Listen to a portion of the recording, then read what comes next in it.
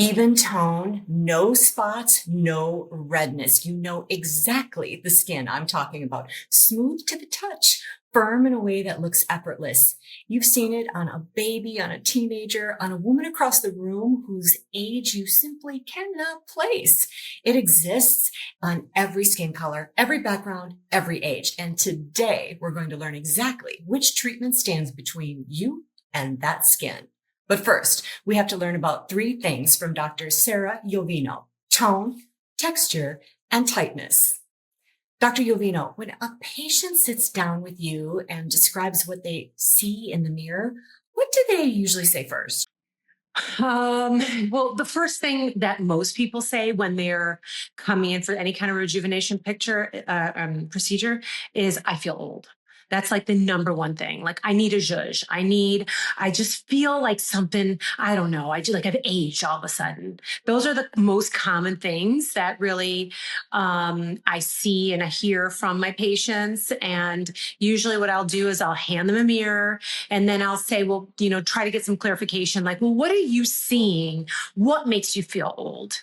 And we kind of go from there. That makes sense. I feel old. I get that. Yeah. I grew up in the sun, and we back in my day, we used to put baby oil all over our face and chest and skin. And I've got the spots to prove it. So on a scale of 1 to 10, how fixable are brown, sun damage, and age spots from someone who's been living with them for years? I'd say probably around a 7. It depends on what the spots are. So if there are spots that are due to melasma, that's much tougher to get rid of. And that is not just do a procedure, get rid of it, and you're good for life. That is a lot of upkeep to not have that happen again. If it is just simple, what we call lentigines, which is just sunspots, those are fairly easy to get rid of depending on the device, whether it's IPL or CO2 laser, but they can, you can get rid of them and then you can maintain and try to keep them at bay. We are so happy to welcome Dr. Sarah Yovino, a double board certified anesthesiologist and pain specialist who's been in practice for nearly 20 years. She's taken her history of injecting Botox to injecting for aesthetic beautification. Dr. Yovino, welcome to Beauty Seek. Thank you. Thanks for having me. Absolutely. We're happy to have you. My sister-in-law and her brother have what I've been told is it's called a pregnancy mask. What is that? And on a scale of 1 to 10, how fixable is that? So that is melasma. Melasma is what is coined the mask of pregnancy. Like I said, it's most commonly seen on the forehead, cheeks, upper lip. As far as your sister-in-law goes, for her, it's fairly easy to get rid of if it is due to the pregnancy, because typically after the hormones readjust and get back to normal, the melasma most often will clear up. So I'd say maybe a 7 out of 10 to get rid of it. Oh, wow.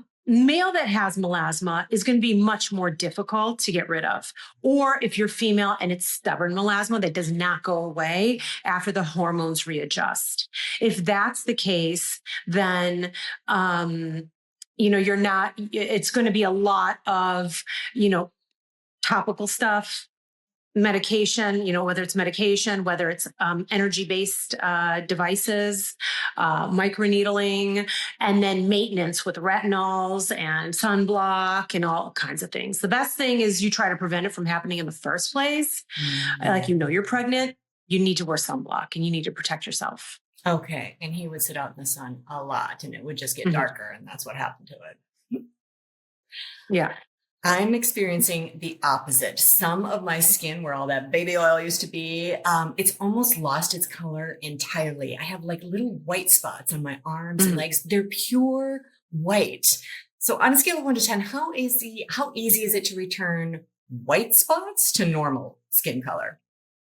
Well, that one's a lot more difficult. I'd say that's probably a 4 out of 10.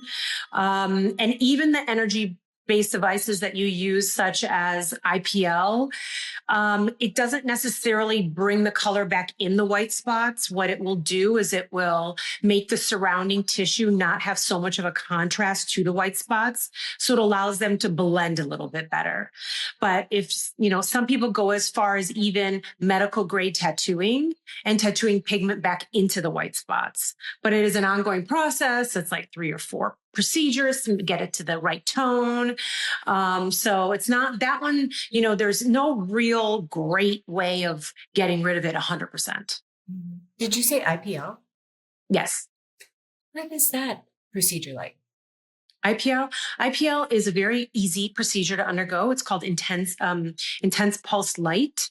And what it does is it gives a flash of light, and that flash of light, depending on the filter that's placed on the machine, will penetrate at a certain depth and target certain tissue. So the easiest way to think about it, it's really good for reds and browns. So if you have a lot of broken fine capillaries, if you have, red spots or brown spots from sun damage, women get it often on their chest, on their arms, on their face. If that's the case, then IPL is a great alternative. It's typically done in a series of 3 to get all those little spots off. You're really good at segues. I don't think I have this myself, but I definitely see men, especially in their noses, with redness, almost like I can see their capillaries. On a scale of 1 to 10, how addressable is that kind of redness? If it's a capillary that you can see, it's very easy. Whether it's like zapped with a little, device, whether it's CO2, plasma pen, something else. A lot of times it's very easy to get rid of those things. IPL will shrink the capillaries down. It all depends. You mentioned something before this interview that I had never heard of, a natural pink that lives under the skin when we're young, something to do with blood vessels that fade as we age. On a scale of 1 to 10, how much of that beautiful pink can you get to return to an older complexion? Well, that's fairly easy with certain procedures that are known to stimulate angiogenesis. And angiogenesis is new blood vessel growth. So there are, like CO2 laser where you're getting rid of the dead skin and you're penetrating these like vaporized channels in the skin to stimulate new collagen and new blood vessel growth. So what I was saying before was, as we age, we start to feel like our skin looks a little dusky and not as like vibrant as somebody who's much younger. When you look at like a baby, or you look at even like an 18-year-old who's got nice, smooth, flawless skin, and the skin is nice and pink and plump. And then as we age, we lose a lot of that hydration. We lose a lot of that color. We add color, ones that we don't want to add. We add wrinkles and textural issues. This is something that with different procedures and constant upkeep, you can keep at bay and make your skin look more youthful. Wow. I don't know if that answered the question. Did that answer the question? Yeah, no, it's just amazing. So basically you're kind of regenerating deep inside and kind of getting that pink back. Cause I know what you're talking about with that gray. I almost think like an elderly gentleman who smoked a lot and is inside and never gets outside kind of just feels gray. Wow. So how does somebody know? Like, can you look at yourself and you can know, or you're so skilled, when they come in, oh gosh, they've kind of got that gray and I need to work on.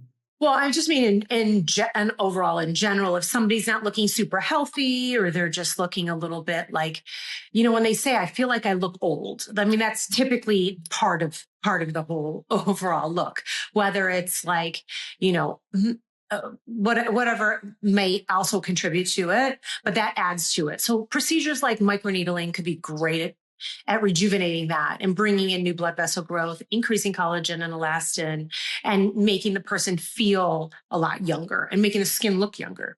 I love that. I love that that's a possibility. And we were talking about that before our interview, that you mentioned you've got a lot of patients in their 50s who come in and they're all dotted up. And when you address their skin tone, like what does that feel like when they look at themselves and see what you've done for them? after we're all finished with whatever we're doing. I mean, they're very, very happy.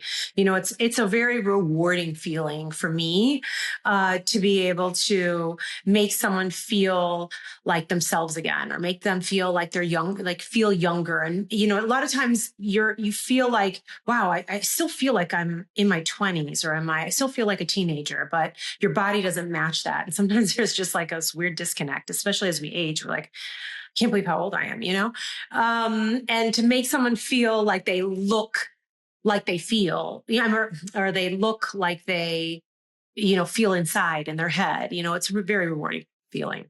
We're getting closer to learning the treatment plan that can bring you closer to that soft, smooth, creamy baby skin. But first, let's learn about skin texture and how Dr. Yovino treats facial scars. It's amazing.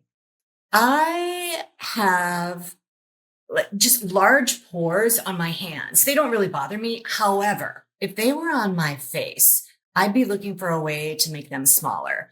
1 to 10, how possible is it for aesthetic treatments to reduce pore size on the face? I'd say probably like an 8 to 9.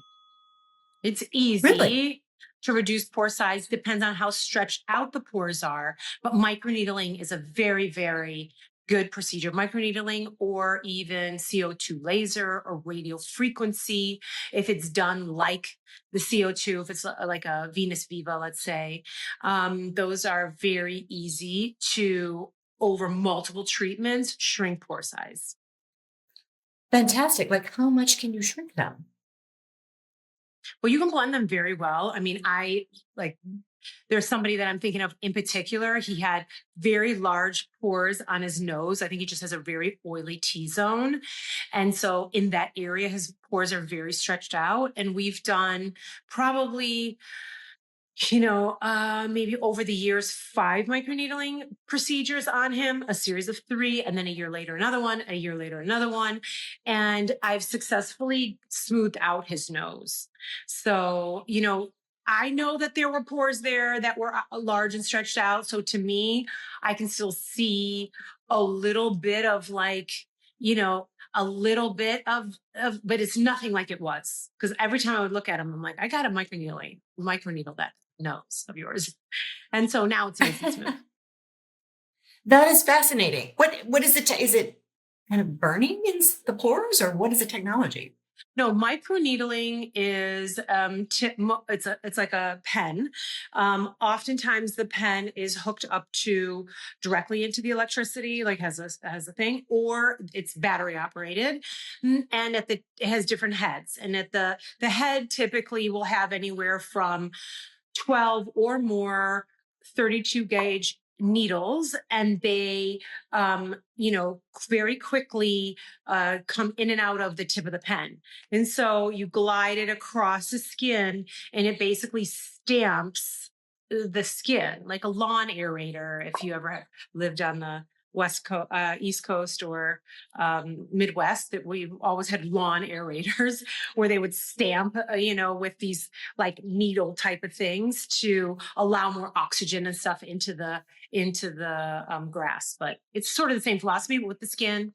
And anything can be used as a glide. Most people will use like a hyaluronic acid or people's platelet-rich plasma or exosomes or other things like that to glide across the skin, so it doesn't like scratch the skin. And depending on what you're treating, you're going to set the depth of the needle penetration anywhere from 0.5 millimeters to 2 millimeters typically. There are some pens that go deeper than that, but that isn't really necessary for the face. Okay. I don't know why I thought RF had some heat to it as well. Well, that's radio frequency, but you asked Fascinating. microneedling. So I if did. you're Okay. talking I'm about getting the. yeah. There is RF microneedling, and that is something like a Morpheus 8 or Profound or those kinds of machines. Those are a combination of microneedling with radio frequency. So when the needles go into the deeper layers, then the radio frequency current gets emitted, and that is supposed to help tighten the skin from inside out. Oh my gosh, the technology is amazing. I just can't believe that you can make a pore smaller. I thought you'd give me a 1. We are so happy to welcome Dr. Sarah Yovino, who leads the entire non-surgical side of Ideal Face and Body in Beverly Hills. Dr. Yovino, welcome back to Beauty Seek. Thank you. I have fine lines that I feel like they appeared overnight, right around the eyes. 1 to 10, how possible is it really to treat fine lines non-surgically? Well, it's a 10 out of 10 if you catch them early. So there's, the prejuvenation before they actually occur. And then there is, the rejuvenation if they're there and you can make them disappear 100%, then you've still caught it early. But if you let the, I call it the crack, get deeper and deeper and deeper, then it becomes much more difficult to get rid of. But if you catch it early, you can get rid of it 10 out of 10. That's a neurotoxin, Botox, Dysport, Jeuveau, Ledibo, anything like that is botulinum toxin, different brands. But the main thing with that is that you just prevent movement. And if you prevent movement and keep everything still, then you won't form the crack. Okay, gotcha. Prejuvenation. Is this a whole movement? It is a movement. It is the young TikTokers who get on and learn and say, oh my God, I got to do this before I get it. And so they spend a lot of time researching skincare, researching procedures, doing all this kinds of stuff. And they come in and they want everything starting at a younger age. Yeah. Wow. Oh my gosh. They're all going to look like babies forever. I'm sad to say, a bit of maybe crepiness on my forehead. My friend kindly pointed it out to me once back in the day, and now I'm hyper aware. I've tried peels, but I don't really feel like they have any effect. 1 to 10. If you have the crepes, crepiness, how likely is it that you can ever get rid of it? Well, it depends, okay. So everything depends. Everyone's different. So it's very difficult to answer that question because everyone is different. But it's like typically when you're feeling the crepiness or seeing the crepiness, it's from multiple different things. It's number one, you've lost a lot of like hydration to your skin. So I don't know if you're using retinols and other serums, especially with hyaluronic acid to help pull hydration back into your skin. Are you doing that? I've done the retinols and tretinoin. I feel like it dries my skin out more. Is that a thing or is that not Well, common? it is if you're overusing it, you're going to feel dry. So retinol is intended to slough off your dead layer of skin. And it's intended to increase cell turnover, to make your skin overall thicker as time goes on and make it more youthful. It's amazing at clearing up fine lines and wrinkles if used appropriately. But you have to understand your skin and see what your skin can tolerate. So a lot of people go gangbusters and they get tretinoin or they get all this other stuff. They start trying to use it every single day and their skin gets red, chappy, like irritated. And then they're like, oh, this doesn't work for me. It's making me worse. I'm not going to use it ever again. And Yeah. I see that and hear that a lot from patients that come in. And so the key for anything, it's like, I always say retinol is like the tortoise that won the race, with the tortoise and the hare. It's slow and methodical and consistent. And over time, over months, you are going to start to reap the benefits. I remember when I was in Miami, I had a patient that she was like 85. Her name was Esther. And I remember her skin was so smooth. And I was like, Esther, wow, your skin is so nice. Like, what have you been doing? And she goes, well, I just use retinol. I did notice that her skin was great, like here, but all the way to the edge, I could see the crepiness. And so she must just be doing it in the central and wasn't going all the way to the hairline. So I make sure I tell every patient, whatever you do, make sure you go all the way to your hairline when you use it. But retinol, you want to start out with the lowest dose, 0.025%.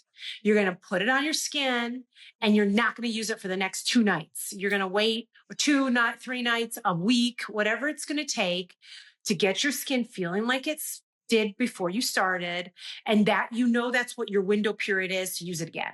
And then Oh, you use it again. And then slowly you're going to maybe do it at the 6-day mark and repeat it. And then then eventually 5 days, 4 days, 3 days, like that kind of a thing. The rule of thumb is whatever decade you're in of life, you use it that many nights to help your skin. really? So if you're in your 30s, you want to work your way up to being able to use it 3 nights a week. If you're in your 40s, 4 nights a week. If you're in your 50s, 5 nights a week. That's kind of the rule of thumb with that. And listen to your skin. If 5 nights a week is too much for you because your skin is so irritated and chapped, then don't do it. Back off. Let your skin recover. See what your skin can tolerate. But the more you use it, the better your skin's going to look in the long run.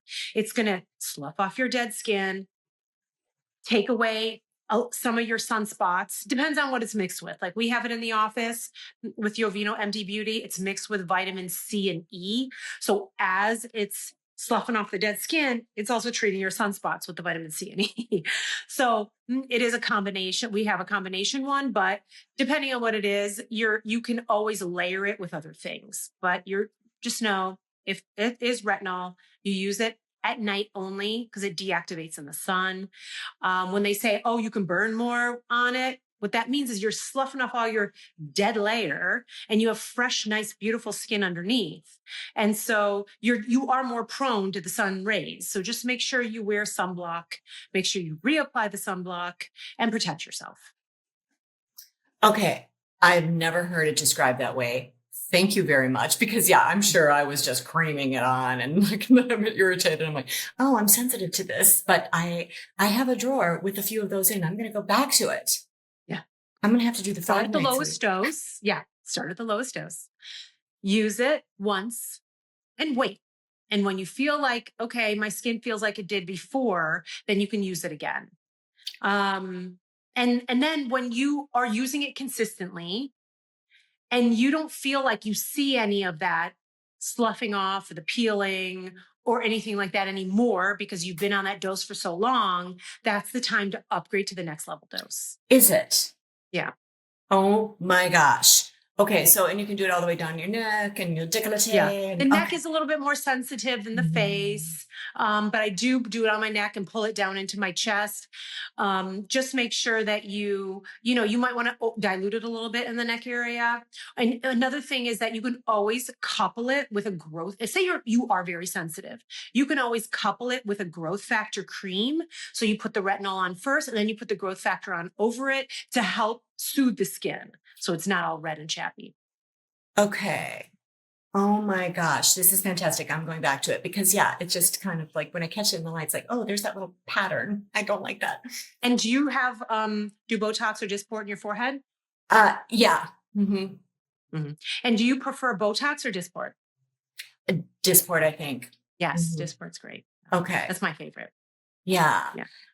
Yes. Oh my gosh. So I'm going to go back to this because I'm so excited about that. It's just like that outer layer of skin. It's, if I could just peel it off, I feel like that's what I need. And that's what this Mhm. does. Okay. I once was offered a CO2 treatment for free from a surgeon, and I was hesitant because his face looked unusually shiny. And so I thought, has he done too many CO2 treatments? I did it. I think it helped under my eyes, but truthfully, on a scale of 1 to 10, if you keep doing CO2 treatments, how high is the risk that you will have shiny face syndrome? It's very high. People used to do it regularly. And what it does is it produces new collagen, but that new collagen shines light differently than your older collagen. And so that's one reason you look shiny. Another reason is that you're getting rid of a lot of the roughness of the skin and that you can appear shiny from that as well. So the recommendation is if you're going to do repeat CO2 treatments, which you can, just make sure there's spaced at least a year apart. Yeah. And it was also much more common in the past when CO2 was fully ablative. And that's where it was like every single little millimeter of the skin was burnt off. And that was a much different CO2. And that's what everyone has in their mind of like, oh my God, what's the downtime of CO2? I can't do that because I've seen so-and-so and they were all burnt up. That is how CO2 used to be, this fully ablative procedure where you're like weeping and whatever, like the skin's weeping for 2 weeks afterwards. And then it takes you months for the pink to clear. And, it is like a baby's butt. It's so soft and beautiful and looking nice, but it does take a long time to clear up that redness. And patients tend not to want that kind of downtime. So now a lot of the CO2 machines are fractional, and they're like fractionally ablative. So they have spacing in between the ablative channels. And you can set that amount of distance on anything. Like we can set it on our machine to whatever we want it to be. So we can make the, holes very, very close or a little further apart for somebody that is maybe prone to hyperpigmentation, such as, somebody who's got a lot of melanin in their skin. We talk about Fitzpatrick scale. So anything 4 and above, you want to be a little bit more careful. And so typically you don't want that, you want the distance to be, a little further apart. Gotcha. So is it possible that some clinics might have an older CO2 machine? And if so, what questions should a patient ask to make sure they're not getting the older machine, if that's the issue? Well, you could ask if it is fully ablative or it's fractionally ablative. That will tell you right there. I mean, whether it's an older or newer machine, that's probably the more important thing to ask of those two. And if you're going to go through it, you do want an ablative one. But fractionally ablative is just as good because, your downtime is going to be less, healing is going to be faster. And you don't need to burn every single, inch of the skin in order for you to have a great overall result. Okay. And so fractionally ablative. And then, you can ask other simple questions like, well, what's my downtime going to look like? Because if they could use a fractionally ablative one, but then crank it all on up. And so your downtime might still be 2 weeks if they're really being aggressive with you. So you want to ask those kind of questions like, well, how, is this going to be like a series of 3? Is it going to be a one and done? What do you think my downtime is going to look like? How quickly will I be able to, get back into whatever you're interested in doing, whether it's like, walks or exercise or work or anything, you can ask those kind of simple questions. Okay. And so you wouldn't even want to do exercise where you're sweating after a CO2 treatment, or is that okay? Anyone that has returned back to aggressive anything after that procedures like that have always had delayed healing. So I tell people, look, we just did this huge procedure on your face. Let your skin have some time to heal itself, especially when you're raw and chapped. You don't want to be going and adding your sweat and all that saltiness into those. Your face is going to burn. Plus, it's going to make you more puffy and more, it's just going to delay healing. So you don't even want to walk outside. I've had some patients say that they want to, oh, is it okay if I walk outside after sunlight? And I'm like, no, don't do that. But then they do it anyway. And then they're like, well, I'm just going to do it anyway and then you're just like, fine, just do whatever you want. But then they've got this delayed healing. And for a month, I'm hearing from them, oh, I'm not getting better. And I'm this and I'm that. And I'm doing this and I'm putting this cream on it. And I went to an acupuncturist and I did. And I'm just like, what? Oh, no, What no. and they're making it sound like, wow, how come the healing isn't happening? How come I'm having this and this and that, and I'm having all these problems. And, so it can be a lot, so I try to tell people, please give yourself some time to heal. You just went through this whole thing. Give your skin some time to repair itself under like a calm environment. Yes. Like a broken arm, we all know and understand, put it in a cast, it's got to heal. But for some Right. reason, when we do things to our face, it's like, I can still walk. Yeah. Right. When can I Okay. exercise? When can I lift weights? And you're Yeah. like, I'm injecting them with like, Botox or Dysport. And they're like, when can I work out? And it's like, well, what? Why are you rushing to work out? Like, do you understand the mechanism of action of this drug? Do you understand what it does? It has to go and attach to a receptor in order for it to function and work. And if you're going and you're sweating it all out before it has a chance, you can kiss that procedure goodbye and that money down the drain because you're going to have to be retreated. So, I tell people just at least wait 48 hours, but it doesn't reach its peak effect for 2 weeks. So, the more they take time off, the better, you Okay. know? And no, and that's why we're doing interviews like this on, Beauty Seek. You might not hear all of what you're saying, potentially, based on, whoever your practitioner is. Okay, smile lines, the up Mhm. and down, the vertical ones, they seem to be more predominant on middle-aged Are you women talking about than smoker lines up here? oh, smoker, Yeah. smoker lines. Yes. Okay. I thought smile lines would be kinder. But they seem to be more predominant on women than men, and it just doesn't even work to wear lipstick anymore for some women. What do you think? 1 to 10, how good is filler for addressing deep smoker lines? Well, let's talk about what is happening and why people are getting those smoker lines in the first place. So it is from repeated pursing of the lips. So somebody who drinks a lot out of a straw, somebody who smokes, people that are pursing. Okay. So making that like, this motion is going to start cracking things. But it's also due to, as we age, we lose a lot of volume in our face.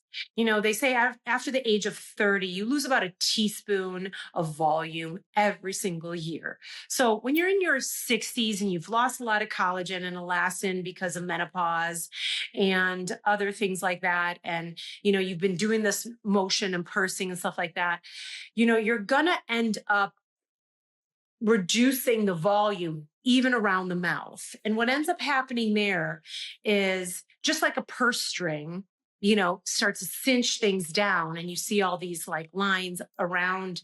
The same thing happens with the mouth.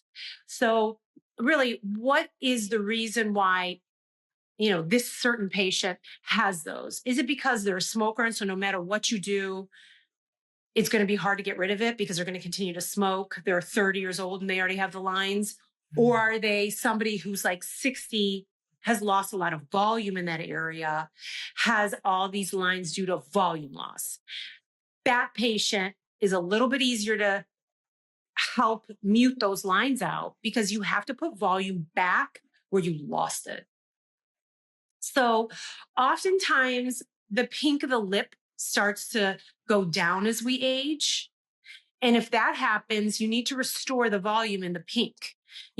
Because if you just try to treat up here and you don't try to also restore the volume in the pink, you're going to end up with someone who looks really top heavy and it's going to look bad. So what I like to do is I'll go in and I don't like to inject directly into the lines like some people do, because then you see this weird texture of the upper lip as well. And that maybe doesn't crinkle, but the tissue that you didn't touch, that's the natural tissue, all of a sudden you see the folds in that, and then it just looks even weirder. So what I like to do is I like to make an entry site somewhere around here. And I like to depends on if the person has lost volume. I like to uniformly start to restore the volume across the area like this, and then across the lip as well. And that way I'm slowly making everything bigger, not so much that anybody can tell that they had that done, but just like microscopic or a little amounts in there, just ever so slight, gentle, like strings of it, in such a fanned out way that it just restores the volume and looks good. Amazing. Okay. And would you do anything like neurotoxin to stop the movement there? Because it's all about the repeated movement. Then is what it sounds Right. like. So you can, that's called the lip flip. That's when we inject the toxin right, in 4 spots kind of on the upper lip. That can help. But I've seen a lot of people, you can tell when someone's had it done if they've, number one, injected too much and the person can't even move their upper lip and they talk like this and then they're talking and this, it's not like not moving at all. You know what I mean? And Yes. then, also when they go to take a drink of water or they go to, it's very difficult to keep the lips tight, tight, tight. And so some patients don't like it because then like the water dribbles down their and down their face. But Other women like it because it does help roll out the lip. It does create a little bit more volume in the pink. It's not really volume. It makes it look like it has more volume because it's relaxed and the muscle's able to kind of roll its way out. And it also helps with people that have sometimes a gummy smile. It can help with that as well. So there are a lot of patients that I have that do get that. They do like that. It's a very select few that I like to do it in though. I feel so sorry for people who carry acne or even chickenpox scars from youth into adulthood. And my thinking is you just can't get rid of a scar, really. 1 to 10, how possible is it to turn a facial scar into its former skin glory? Well, it depends on what the nature of the scar is. If it's a cut, that's going to be a lot more difficult, because you can microneedle over that, try to blend it in with the regular skin. You can try to, it depends. Is it scar hypotrophic, hypertrophic? I mean, these are all terms of like, does it bubble out and it's raised, or is it like indented in like a stretch mark? Those are much more difficult to get rid of. It's almost impossible to get rid of those once the skin is stretched. Is it raised? If it's raised, you can try to microneedle to flatten it out and blend it with the surrounding skin. Um, it's all different kinds of techniques. Acne scars, CO2 laser can help a lot.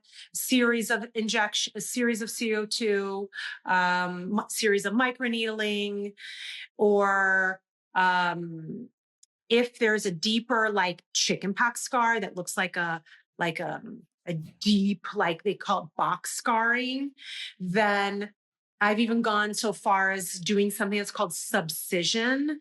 And that is where I stick a little needle in that the tip of the needle looks like it has a baby X-Acto knife, like one of those like artist knife. Yeah. And you go in, you cut the band that's holding that chickenpox scar down.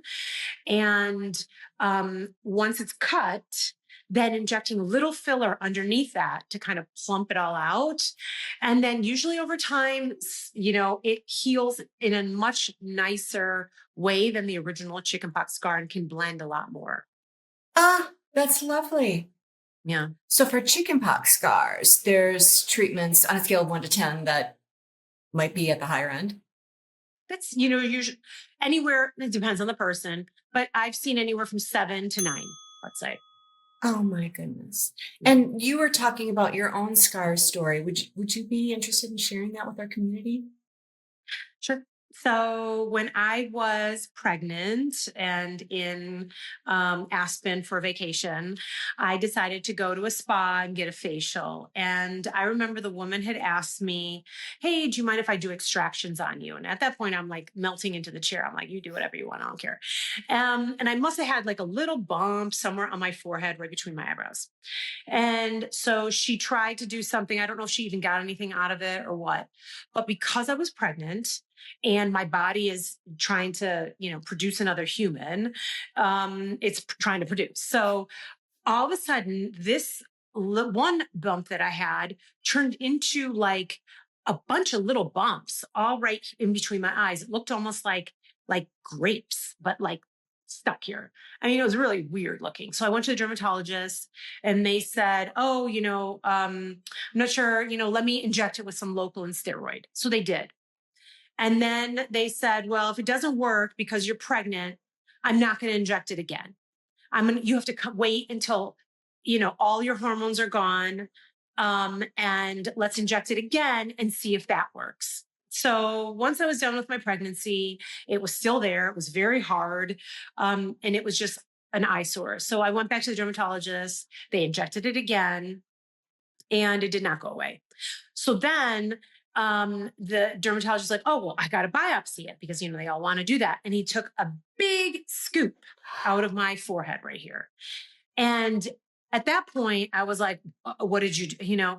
And it was like fuchsia. And we had moved back. At that point, I was in Miami, but moved Michigan. The guy did that. And then went back to Miami. And now I'm in Miami. It's so hot. I can't keep makeup on it because it just sweats off my face in 2 seconds. And it was like fuchsia. And it was terrible, right between my eyes. I don't know if you can see. Oh, no. Can you see any kind of scarring? Anyway, No. I went through hell and back to try to get rid of it. I did CO2 laser, fat transfer underneath it, filler, all kinds of stuff to try to get rid of it. And the only thing that got rid of it was injecting Botox directly into the scar. It like took care of it. It was weird. But what is the science behind that? Why would that work? I wouldn't have even thought. It was fuchsia.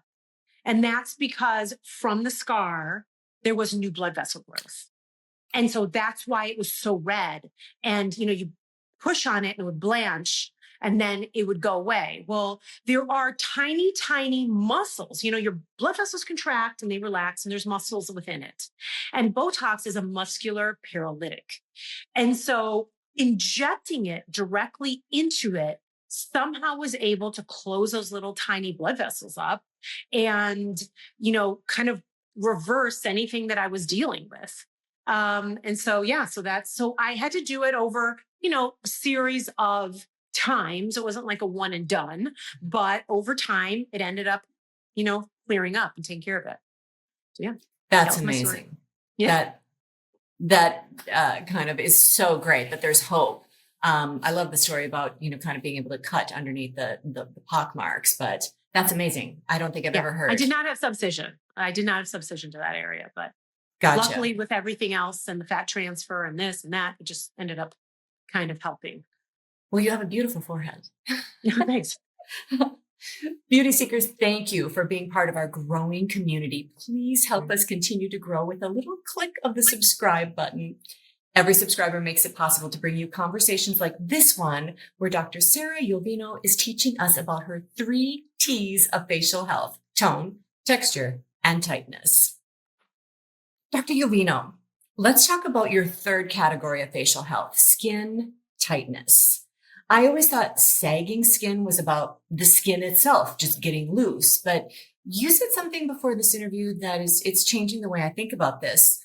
On a scale of 1 to 10, how much of what we call sagging is actually about what's happening underneath the skin versus the skin itself?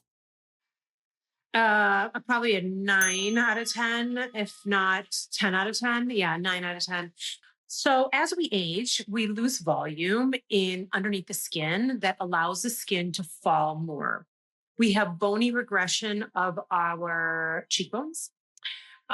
This area around our nose starts to go in. And our jawline and chin starts to get smaller. So with all of that, and we lose our fat pads, we have things called fat pads around the face, and you start to lose volume within the fat. And so you start to hollow out in the temples, hollow out in the cheeks, around the eyes, and everything starts to fall. And that all contributes to, sagging skin and jowls, like you can see, and the jowls and things like that.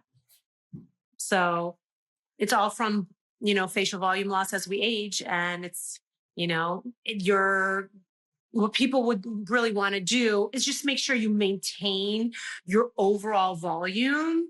And if you've lost volume, that's definitely something that you need to treat. You can't just treat the skin outside skin with like Botox and lasers and this and that, and not treat the underlying volume loss that you've had, because then you're just going to have deep lines here, or be way too hollowed out back here, or have really like caved in temples, and you're just going to look older from that, So how would you describe the point in which you can be treating this sagging skin non-surgically, and when does it cross over to, it's time for surgery, baby? Well, that's kind of tough to say. I think this area underneath is very difficult to treat with fillers, and you don't want to be like, like everyone knows the famous photo of Madonna. She's so puffy. Yeah, she's not saggy, but she's so puffy, so that doesn't look good. So there's a fine, if you like where all your landmarks sit currently, then, and your skin is way too like this, or, really saggy, you're not really going to have a choice but to cut the loose skin out. Like, even if I lift up a little bit here, like this is a little bit more youthful of an eye than this side, like this kind of look, like trajectory upward, what, like, say this part isn't able to sag down and it's just a little bit of a lift. I mean, that is a little bit more youthful look than this side is, and if I Sure. just kind of do this, like, wow, I look 20 again. No, I'm kidding. Yeah, No, I do. exactly. But so it all depends on what you want and how youthful you want to look. I mean, no one wants to look like this. Like, that's the old facelift in the past of like, get all I can for the, my money. Mhm. So it's a kind of a fine balance. You want to, if you can do things non-surgically and still look great, then continue to do things non-surgically. Continue to do things throughout your youth or throughout your 20s, 30s, 40s, 50s that increases collagen. And like, you hit a point where you have to start thinking, how can I increase my collagen and elastin? What have I lost? What can I do to make myself look better? And you have to start doing those procedures if you want to continue to look naturally young. If you don't care, then, and you quickly want like to get the facelift and get this, get that, you can do that too. Okay. What do you think about taking collagen, like collagen protein powders? That help or? Supplemental. I mean, Yeah. I don't do that, but I mean, I don't really have an opinion on that. I mean, if you feel like it makes you look better, take it. Okay. Yeah. It just, Sometimes I'm also of the philosophy, sometimes the less you put in your body, like as far as pills and things, the better you will be, because polypharmacy is never a good thing. And I know I have a friend and she takes tons of supplements and tons of things. And I don't know anybody that gets sick more than her. So I don't know. Could it be all the stuff that she puts in her body? I don't take any of that. I eat whole foods. I cook for myself. I rarely go out to eat because I'm a little bit of a control freak and want to make sure I know exactly what's in my food. Because time and time again, I'll go to a restaurant. I think I'm eating great. And I come home and my stomach's all bloated and I'm, super like, uncomfortable. And, I don't have a good reaction to the food. And it's like, well, it's obviously something they put in it. Or maybe they're not buying organic, or maybe they're not buying or cleaning the stuff. I mean, I don't know. I don't have control over what the kitchen's doing, or is there too much butter or other things in there, that I don't cook with, because I cook with, fresh organic vegetables and things like that. So I don't know. polypharmacy. Yes. What is that? That is a medical term that, we use, physicians use all the time. That means a lot of meds. You're taking a lot of medication, different medication. They call it polypharmacy. Gotcha. I have reduced my supplements. I think I went wild for a while, but yeah. Yeah. I mean, even my mother recently, she tells me, she just about a year ago started taking vitamin D. And I don't know what made her take that. I don't know if her primary told her to take that or what, but she started taking vitamin D pills. And vitamin D increases your serum calcium. And at 85 years old, she gets an attack of her gallbladder because she's getting calcium deposits, whether it's in your gallbladder or your kidney, And so now, and she all of a sudden had to have her gallbladder out at 85. Oh. So had she not taken the vitamin D, would she be in a different situation? I mean, I think so, probably. Wow. Well, yeah. And here in Minnesota, we're all told to take vitamin D. Wow. Yeah. And oh my gosh, I know a lot of people with gallbladder issues. Holy moly. Yeah. And I was just told to take calcium pills because, I just had a bone density and my primary is like, oh, you need to take calcium. And I'm like, oh, great. Here I go. Uh-oh. Uh-oh. Yeah. Dr. Yovino was a fine arts major before medical school. She won awards in drawing and painting, and her father is a cardiac surgeon. She brought both of those worlds together into an aesthetics career, the artist's eye and the physician's precision. Dr. Yovino, welcome back to Beauty Seek. Thank you. Thanks for having me. Absolutely. It's our pleasure. Hyaluronic acid fillers are perhaps a widely used treatment for volume loss. 1 to 10, how often do you inject hyaluronic acid and fillers to address sagging skin? I mean, that would be a 10 out of 10 for sure. I use it all the time, every day. That is one of the most popular. Well, number one, the majority of the fillers that I use are purely hyaluronic acid based. There's different cross linkings from different brands. Ones that are more highly cross linked tend to last a little bit longer than ones that are not. There are some that, love water, some that don't love water. I tend to shy to the ones that aren't hydrophilic, which means they don't love water. That's more the Juvederm brand and things like that. I don't inject those because there's a lot of swelling that's associated with them, and cyclical swelling, which means like even, months and months and months and months, or even years after you inject those, patients will wake up and say, oh, my lips are puffy or my under eyes are puffy or whatever. But usually by noon, it goes away. I mean, that's what you hear commonly with those kinds of fillers. So and right when you inject them, it's like super puffy. So I don't like to use those. I like to inject, see what you get type of thing. Maybe there's a minimal swelling with each procedure, but not a lot. But most of them are hyaluronic acid. And what I love about that is that it's reversible. So say somebody doesn't like the procedure, which is very, very rare, but it can be reversed. So I think the peace of mind from the patients knowing that it can be reversed is a big thing. But most importantly is, you always think about, well, what's the dangers of doing anything? And the danger of doing a gel hyaluronic acid based filler is that filler gets in a blood vessel. And specifically, it gets into an artery. And when it gets into an artery, it's going to travel down and it's going to get to where the capillary bed is. And it will not be able to cross that capillary bed and get into the venous system. And so what it does is it stays there and it becomes like a clog in a drain. And what ends up happening is that it builds up, but more importantly, what happens when the blood goes through, normal blood goes through, it gets to the capillary blood and it unloads oxygen. And then it goes back into the venous system and goes back to the heart, to the lungs to get reoxygenated. And then it brings that oxygenated blood back to the tissue. And when you block it, right at the capillary bed, that tissue that it's supposed to supply with oxygen doesn't get oxygen. And what happens is that tissue starts to die. And so that's the big worry whenever injecting filler is where are the blood vessels, where are you in the plane, how deep are you being injected, where are the arteries and where do they lie and where you're injecting.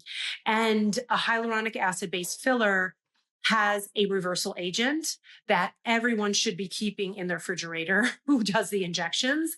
That's why there's a big danger of getting injected at someone's home or, these other places that people will do, or a med spa that doesn't have that kind of reversal agent on them, because it can be a difference between having, your tissue afterwards or not having your tissue afterwards. So you see all these necrosed skin or skin that has died after getting that kind of filler. And, that's the big danger. So I love hyaluronic acid based fillers because they can be reversed.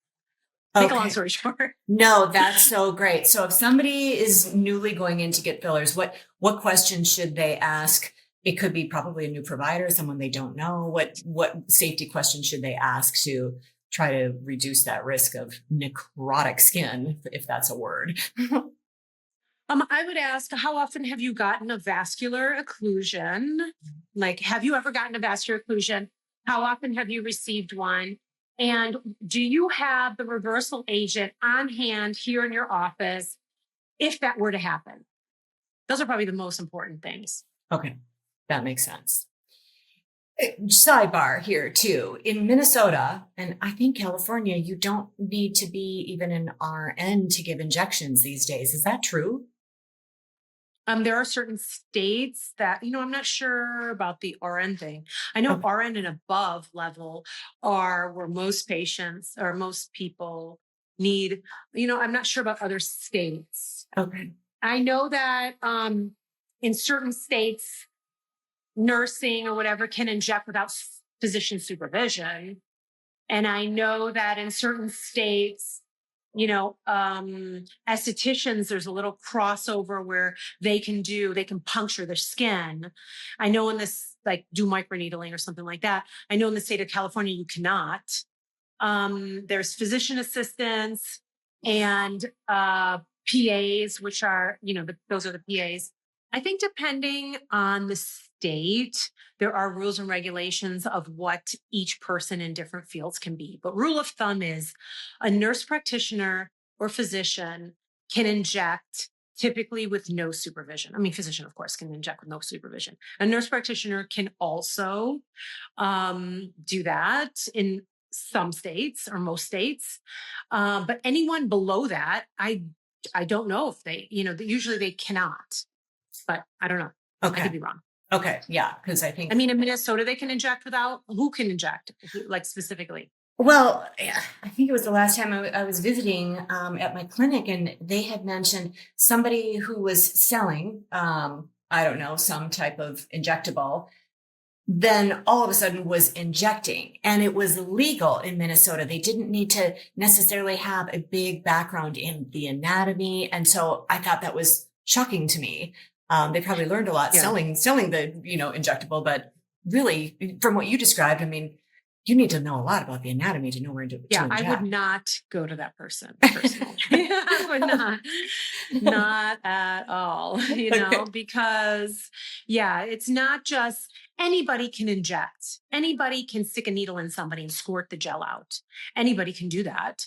But um I think how do I say this? I think the less education that somebody has, the more likely there are to have complications.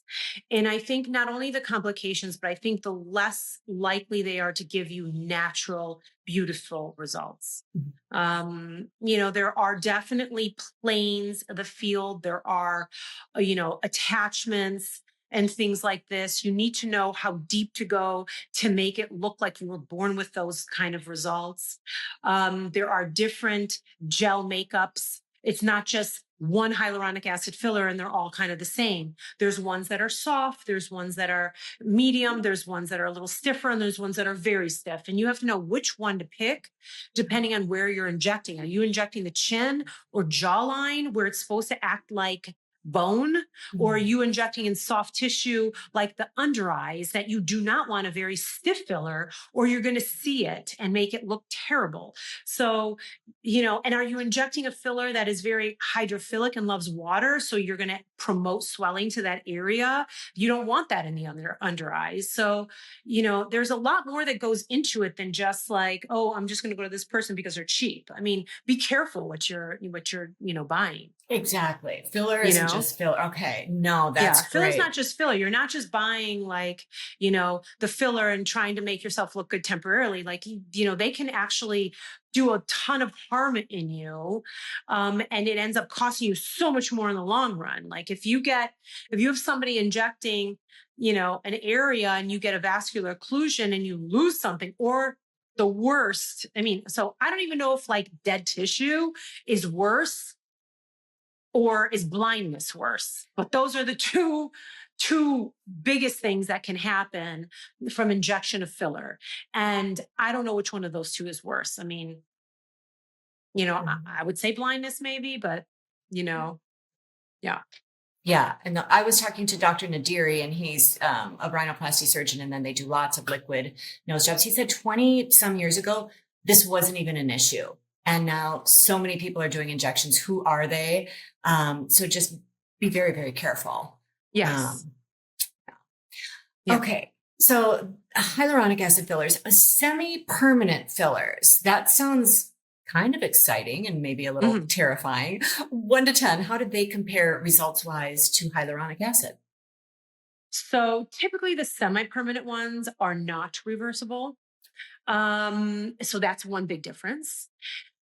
And a lot of them, though, have a secondary effect, which is that they build collagen and elastin. So there's definitely a place for them and widely used in practice. I love them myself, especially if I am injecting somebody for, say, pan facial loss, which means, say I see somebody, they're 45 years old, they've never gotten filler, and there's many different areas that I scan the face and I'm like, oh, you need it here, you need it there, you need it this place, this place, this. I mean, if there's a lot that needs to be treated, then something like Sculptra, Bellafill, Radius are very good alternatives. They don't last forever, but they last for years. And that's why they say semi-permanent, because they typically last 2 years or more. And they're really they add collagen and elastin, and they even have a nice profound effect on the overlying skin. Wow, that seems like you might want that over the hyaluronic. But you use hyaluronic more than the semi-permanent. What's your rationale? Well, hyaluronic acid is going to give you an immediate result. Let's say I'm Mm. talking about Sculptra here. Sculptra to me is one of the best, injectables.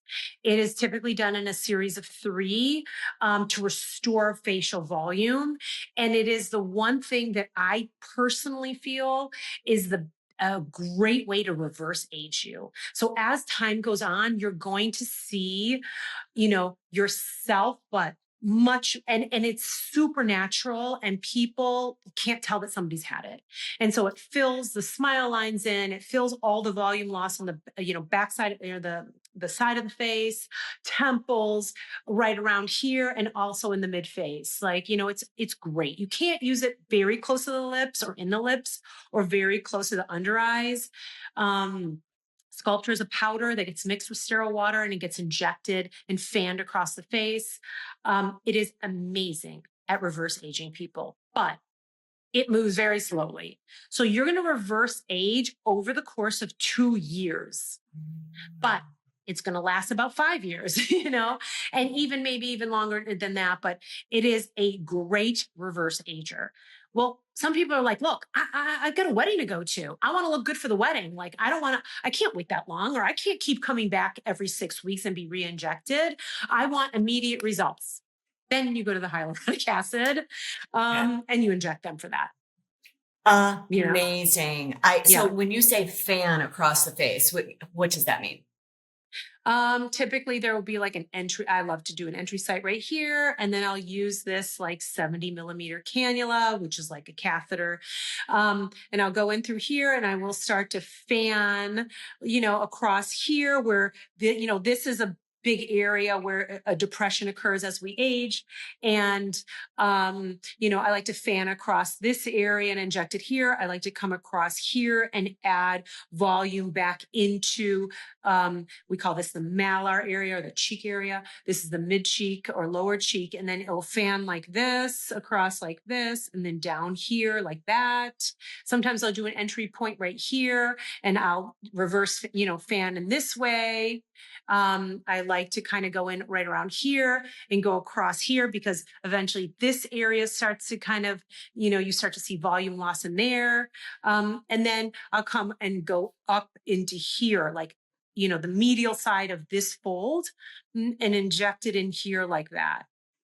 And then it just slowly reverse ages you. It's great. Amazing. It's Amazing. great. I've been Yeah. hearing more and more about it. But when I It's go, also used off label. We call it off label, for other areas of the body. Some people like it as if they don't have enough fat for, say, a Brazilian butt lift, they'll do a lot of a lot of Sculptra in the butt. They'll do it sometimes for the crepiness of the thighs or around the knees or the elbows. Those are definitely places that people still will want, or in the neck for, now there's like these like horizontal necklines are so popular because everyone's like this with their phone, yeah, yeah.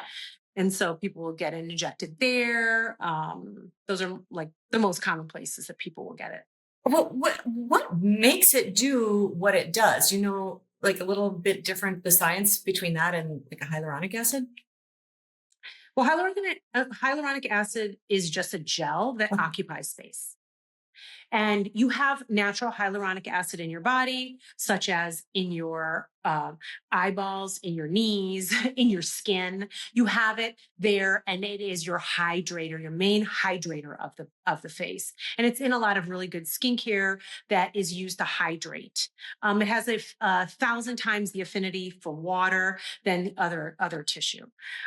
So it gets injected into different areas, and it fills the space, but your body does have an enzyme. It's called hyaluronidase, and your body has an enzyme that breaks it down. Just like it breaks down your natural hyaluronic acid, it will break down the filler as well. And so the filler, it just like it says, fills and occupies space. Okay. Sculptra, which is PLLA, polyl-lactic acid, are these little little micro like powder beads that gets mixed with sterile water and gets injected evenly around the face. What happens is over time, your body quickly absorbs all that water, and the little microbeads then stimulates the body to produce new collagen and elastin in that area. amazing. I cannot believe that this technology exists and I didn't even know anything about it. You know, a lot of the dermal threads, you know, the threads that people use in their face Yes. is the same technology, but in a thread form. Okay, that's Yeah. interesting. I've Yeah. tried those. I've never really felt like I had success with those. Right. And most patients feel the same way you do. Oh, And the barbed ones, which are supposed to help pull everything up, are very painful because of the barbs, and patients don't like them for that. We did carry them for a while in our office, but it's a really hard sell for patients because, you know, it really doesn't do what they thought it would. yeah. Yeah. I tried them right here. Like, what is this area of your body? Your décolleté. Décolleté. I think I had a line there, and you know, I was told just don't sleep like this. But they tried to put some threads in it. It was painful. Yes. So I think they just cut Yeah, them. it's painful. It's uncomfortable. The barbs hurt if they're barbed or smooth. They either come in a barbed thread or a smooth thread. The barbed threads are intended to pull and do like a non-surgical facelift, but wasn't necessarily that successful doing that. And the smooth ones are intended to go in areas like here, like where I would have injected Sculptra, to go in the tear trough or things like that. You know, people do it around their belly button to try to add a little bit of volume there, or to add some collagen and elastin for crepiness and things like that. Was it super successful? No. And it's very expensive. Oh, So kind of fell out of favor. okay. Okay, according to the American Society of Plastic Surgeons, and you talked about this earlier, we lose 10 to 12% of our total mid-face fat volume over a single decade in middle Mm. age. You mentioned something before this interview that I had genuinely never heard of, a treatment that encourages the body to grow its own fat tissue back. Can you tell us about that? You're probably talking about Renuva. Renuva is a non surgical injectable that gets injected underneath the skin. Um, You're probably talking about Renuva. Renuva is a injectable that gets injected underneath the skin that is 40% adipose tissue and 70% dermal matrix. And what happens is your body then absorbs all that matrix and breaks it down, and then it stimulates your body to produce new fat. It needs to be done typically in a series, or, you know, repeated over time. There's also Alaclay. That's another one that's, you know, has a higher percentage of fat within each injectable than Renuva, but they're both used to, you know, bring fat in from outside the body or stimulate the body to produce new fat. Okay, so it's actual fat. That's There being, are some actual cadaver fat cells that they have treated. So your body doesn't react, it's not supposed to react to those fat cells. Sometimes an inflammatory response does occur, but it's great for patients that are very, very thin, but do need fat to make things look smoother, such as they have like Ripley implants, or they want a Brazilian butt lift, but they don't have the fat for it, or they want some rejuvenation of their face or their hands, things like that. It's more of a permanent one, whatever takes and becomes a permanent, um, amount ends up being like a long-term solution to their problem. But, with these, um, we call them exogenous things, which are from outside of your body that you put inside your body. Those sometimes aren't, it sounds great, but they're not as effective as you might think they might be. And oh, they do require a lot of retreatment and whatever to try to get you the results that you want. Versus, like, if you did your own fat transfer, that it ends up, because it's fresh tissue from yourself, it's your own body, it's your own fat, and you're moving it to another location. Chances are whatever sticks to that is going to stay, so that's about a 50% take rate. oh, okay. Okay. So it might not even take if you're injecting fat from somewhere else. Well, your own fat, I mean, you always tend up over injecting because you know that some of those fat cells are going to die within the transfer. And Okay. so there's about a 50%, rate of transfer. It could be anywhere from 40 to 60. If you're super healthy, you do hyperbaric oxygen therapy, I don't know, take multivitamins or whatever, your body's super, super healthy and wants to accept that fat, then, there's a very high success rate in accepting that fat. But if your body's like, I don't want to accept it, I mean, it can reject all of it too. Okay. And is the rejection rate higher from cadaver fat? I would say yes. Probably. Okay. That Yes, makes for sense. sure. Okay. Yeah. I've heard that RF radio frequency microneedling treatments can tighten without surgery. And I've tried them 1 year here and then maybe a couple of years later. I think it might have just been microneedling now that I think about it. But I've never really felt like I had profound effects. 1 to 10, how profound can the results be for the right skin type? I'd say somewhere between 2 and 4. Really? It's about a 20 to 40% tightening Okay. overall. Yeah. And they're uncomfortable. So depending on the procedure that you're doing, it can be a really uncomfortable procedure.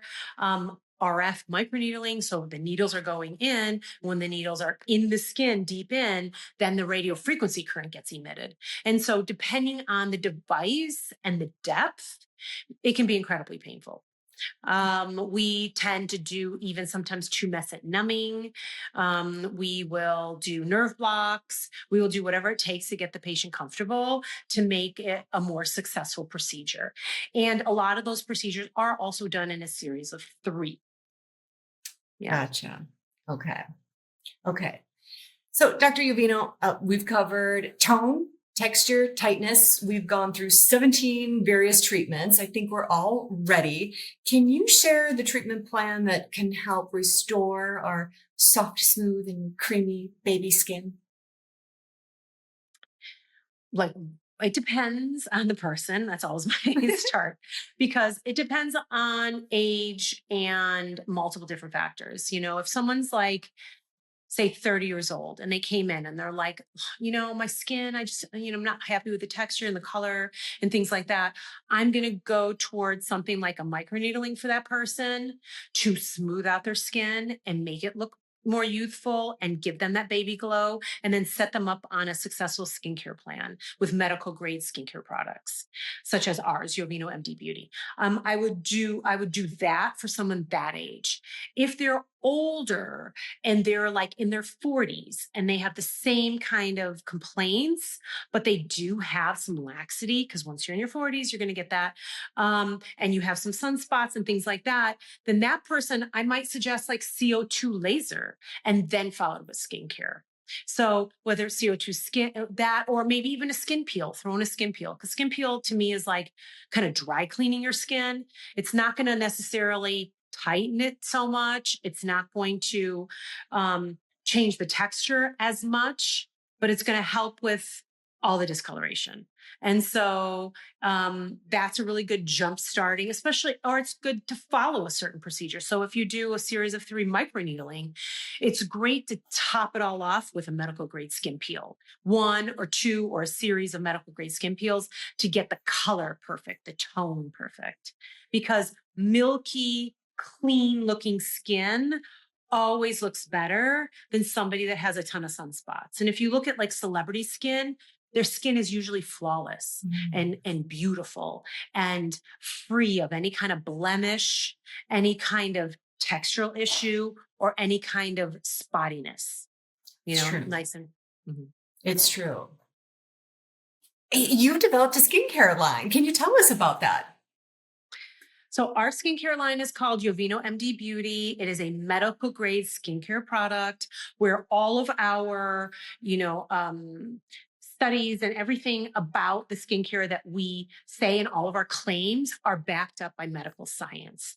So we have kind of something for everybody, something for people that really want to build collagen and elastin. We have serums and growth factors and things for people with sensitive skin, products for people that have dry skin or acne or sunspots, or we've got 2 great sunblocks.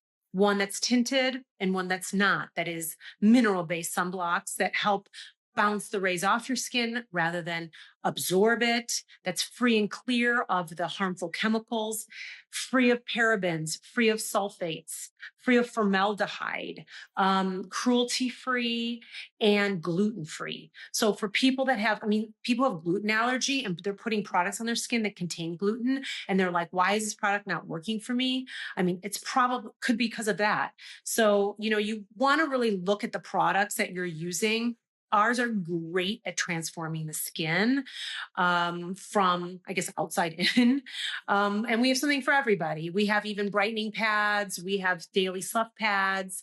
We have, retinols, different strength retinols for people that have sensitive skin, and retinols for people that need, their sunspots cleared.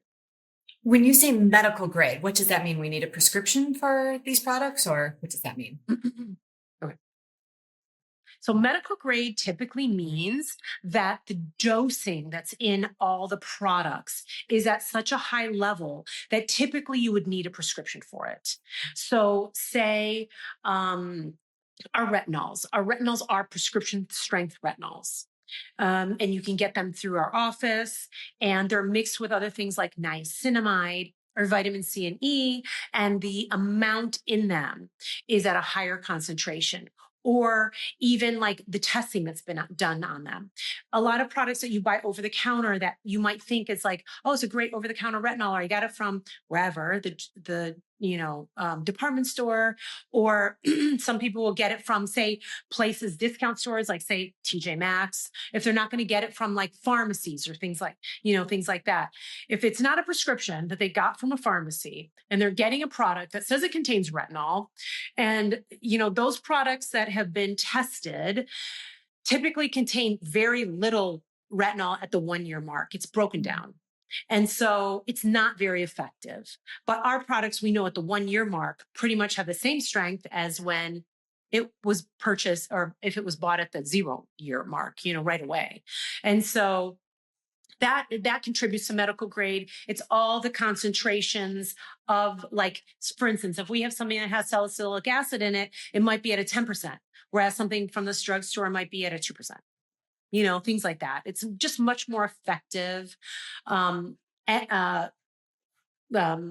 much more effective products that are all research based and backed by clinical research. And so everything that we say, if we say this thing is going to increase your collagen and elastin by 180% to 190%, it's going to increase your collagen and elastin by 180%. Wow. So we have things like that in our line. Oh, great. So can we buy Yeah. it online or do we need Yeah, you can to? buy it at yovinomdbeauty.com, or that's our website. It can be purchased in the office. You can call us at the office and say, hey, I want to order this, and we can set you up and order it through that, or it can be ordered online. That sounds like a life's work, a whole skincare line. It was very rewarding. We started it during COVID, but it's very, very rewarding. And, the patients that are on it have just, said how much it's transformed their skin. I use it every day. I'm in my mid 50s. I feel like it's really helped with the texture of my skin and keeping my fine lines and wrinkles at bay and making me look hydrated, in the long run. I use what we call our wrinkle erase serum every single morning, and that contains hyaluronic acid, and I, put a drop of the serum on my forehead and each cheek, and I wet my hands and I rub it in with wet hands, which is the key because it pulls that water from the skin and drives it deep into the skin. And so it always leaves me with like a dewy kind of skin look. Yeah, you've got great Yeah. skin. Thanks. But yeah, Well, I'm going to check out those products. And I was going to ask you what your favorite product was, but you told us. that is my favorite product. If I had to choose one. Okay, great. We'll put that in our store on Beauty Seek as well, if you don't mind. Okay, great. Great. Dr. Yovino, you came to Beauty Seek today with 17 treatment options across tone, texture, and tightness categories of skin health. And you just showed us that the result most women are looking for is not typically found in any one single treatment. I believe I need to think about my face maybe a little more holistically to get the results I truly want to achieve. Thank you for being here with our Beauty Seek community today. You are a gift to every woman and man. You're welcome. Yes. You're welcome. Yes, we And appreciate it. remember, if you're going to spend the money and you're going to do a treatment, whether it's microneedling or whether it's, you always want to protect your investment. You don't want to rush out into the sun and say, oh, my skin's looking great, so now I don't have to wear sunblock, or now I don't have to take care of my skin, or I don't have to use, good quality products. You want to protect your investment with what you do so that you look younger for longer. And you don't have to do a ton of stuff. You just have to be strategic at what you choose. That's a big key. Yeah, exactly. And there's so many options as we all know. And thank you for breaking down at least 17 of them for us. Yeah. And there's also a thing of doing too much. You never want to overdo it. If you can look slightly underdone with especially filler, you will look amazing.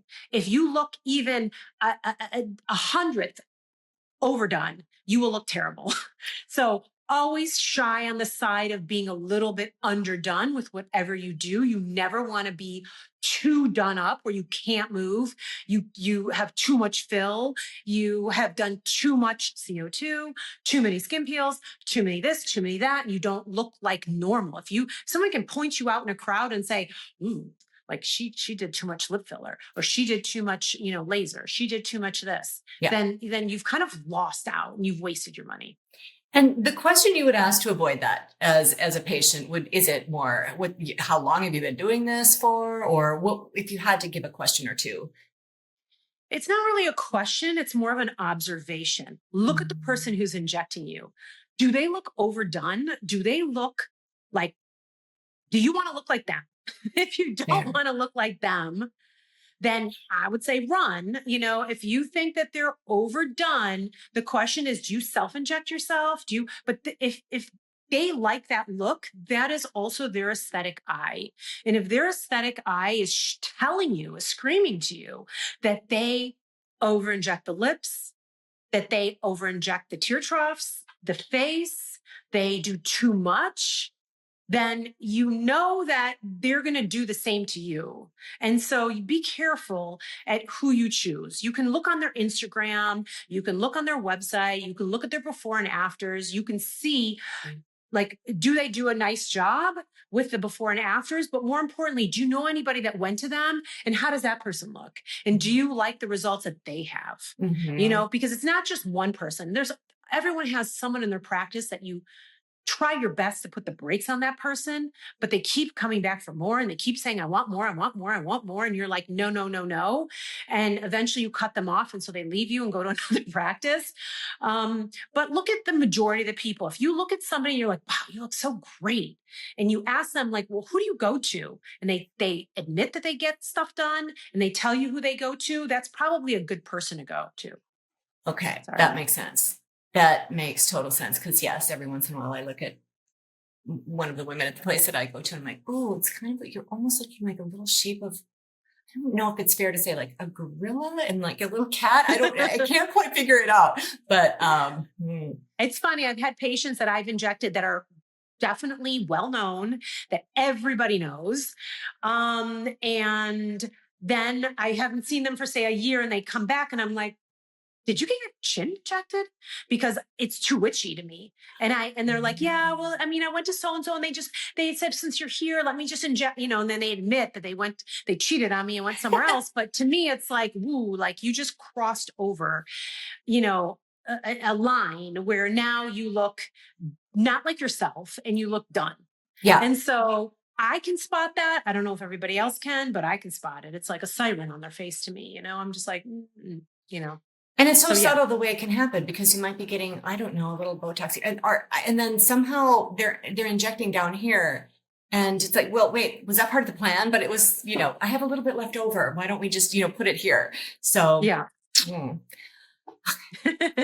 Yes. Thank you so much for being with us today. This has been an amazing education. Beauty seekers, thank you, not just for watching, for being part of a community that believes you deserve proper education so you can make the best aesthetic decisions for you. Every new subscriber is a point of proof to us to stay focused on our mission to bring beauty seekers like me and you aesthetic education from doctors like Sarah Yovino. The more educated we are, the better aesthetic results we like to get. All right. That's true. And thank you for having me on your show. Absolutely. It's been a pleasure. You're welcome.